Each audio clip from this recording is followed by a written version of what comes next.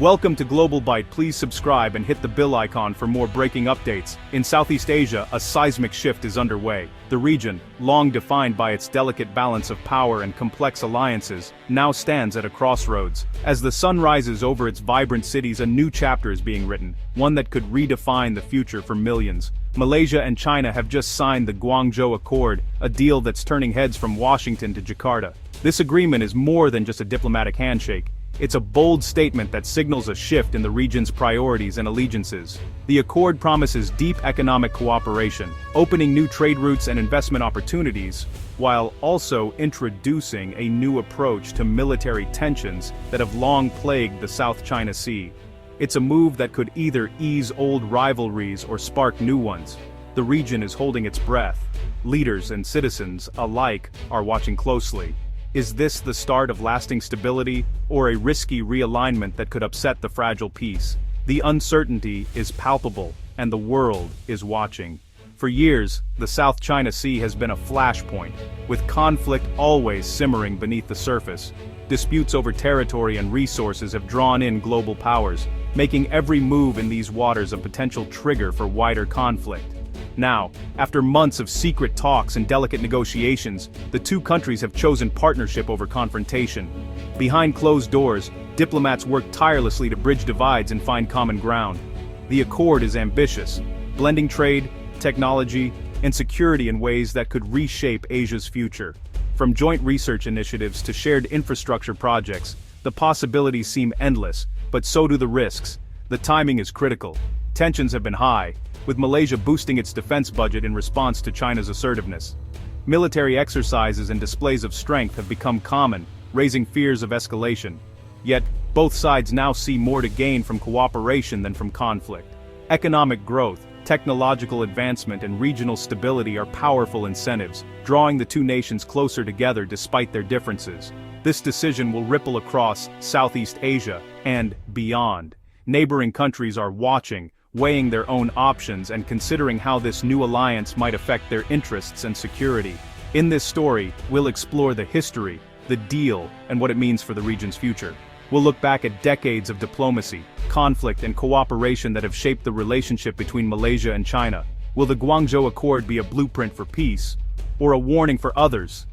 Is it a model for regional harmony, or a sign of shifting power that could unsettle the balance? The stakes for Southeast Asia have never been higher. As the world watches, the choices made today will echo for generations to come, shaping the destiny of a region at the heart of global change. To grasp today's breakthrough, we must look back. Malaysia and China's ties stretch centuries. Trade, migration, and diplomacy have long connected them. Malaysia was the first ASEAN nation to recognize the People's Republic of China in 1974, a bold Cold War move. This hedging strategy let Malaysia balance U.S. security ties with booming trade from China. But the South China Sea has tested this pragmatism. China's sweeping claims overlap with Malaysia's waters, sparking frequent standoffs. Still, Malaysia has managed to protest incursions while expanding economic links, calling for peaceful solutions under international law. The Guangzhou Accord isn't a sudden shift. It's the latest evolution in Malaysia's careful dance with its powerful neighbor. Pragmatic engagement remains the cornerstone of their relationship. The deal emerged amid rising anxiety. Across Malaysia, uncertainty was palpable. People watched the news with apprehension, and conversations in cafes and markets often turned to the growing tensions in the region. The sense of unease was not just about politics, but about what the future might hold for ordinary citizens. At the 2026 APEC summit in Guangzhou, Malaysia's delegation signaled a desire for deeper tech collaboration with China. The summit was a high-stakes gathering, with leaders from across the Asia-Pacific region watching closely. Malaysia's overtures toward China were seen as both pragmatic and bold, reflecting a hope that economic cooperation could ease strategic tensions. Yet, just months earlier, Malaysia had hiked its defense budget, citing South China Sea threats. Lawmakers debated late into the night, and the decision was met with both support and criticism. The move underscored how security concerns were shaping national priorities, even as diplomatic efforts continued. New military hardware and ships were ordered, while China ramped up its own defense spending. Both sides showcased their latest equipment in public displays, sending clear signals of strength. The arms buildup was a reminder that beneath the surface, old rivalries still simmered. Chinese vessels continued to disrupt activities in Malaysia's exclusive economic zone, keeping tensions high. Fishermen and oil workers reported frequent encounters with foreign patrols, and maritime standoffs became almost routine. The risk of escalation was never far from anyone's mind. Despite this, economic ties flourished. Thousands of flights and government-subsidized fares connected Malaysians across the disputed coasts. Trade between the two countries reached record highs, and business delegations traveled back and forth, seeking new opportunities. The economic engine kept running, even as political storms brewed. The paradox was clear: military rivalry at sea, but growing interdependence on land. In city centers, Chinese businesses thrived alongside local shops, and joint ventures created jobs and innovation. The contrast between confrontation and cooperation defined the era.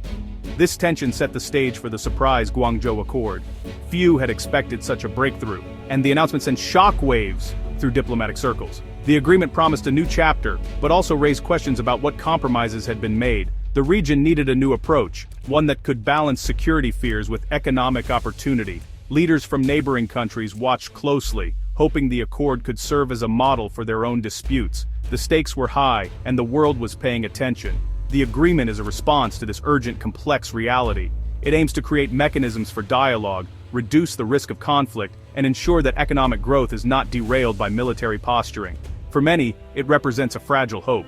It's a gamble on dialogue over confrontation, a bet that cooperation can outpace conflict, and that the future of the region depends on finding common ground, even in troubled waters.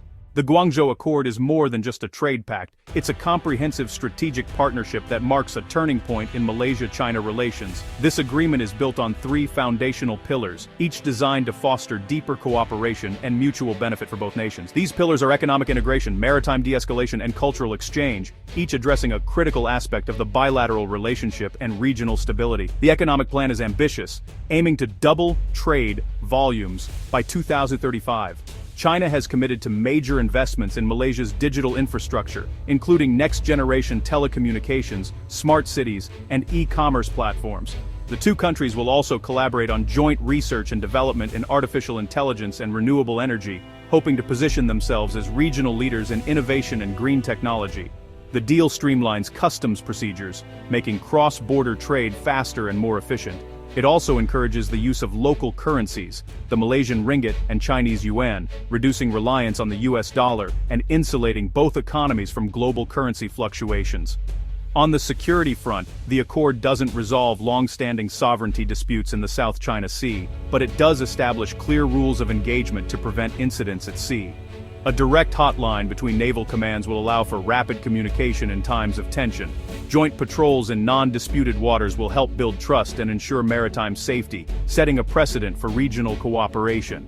Both sides have also agreed to freeze new construction on contested features, a move that lowers the risk of escalation and signals a commitment to peaceful dialogue.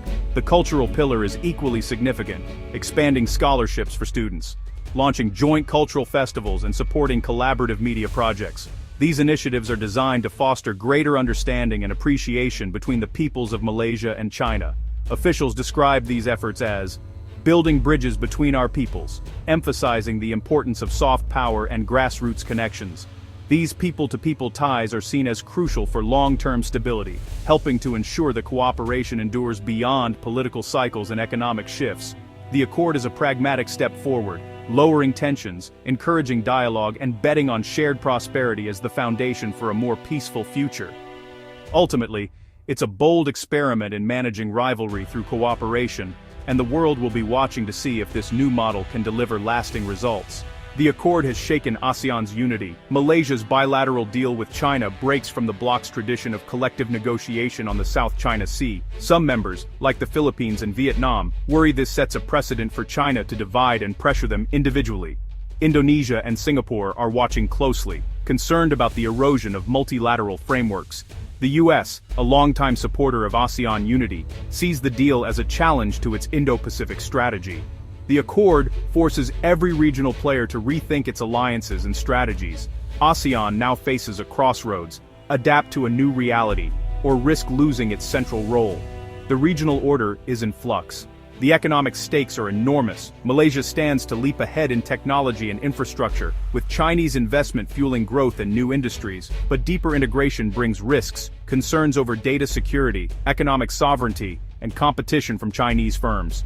The push to use local currencies in trade is a direct challenge to the US dollar's dominance. Malaysia could become China's main economic gateway to ASEAN, sparking competition with neighbors. Some see opportunity. A richer Malaysia could lift the region. Others fear a race for Chinese favor and a new digital divide.